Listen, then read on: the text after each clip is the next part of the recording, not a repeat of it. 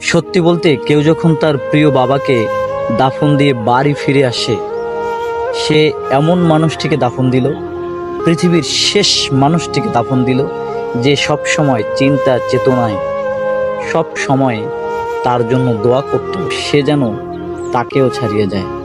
অর্থাৎ বাবার থেকেও সে যেন বড় হয়।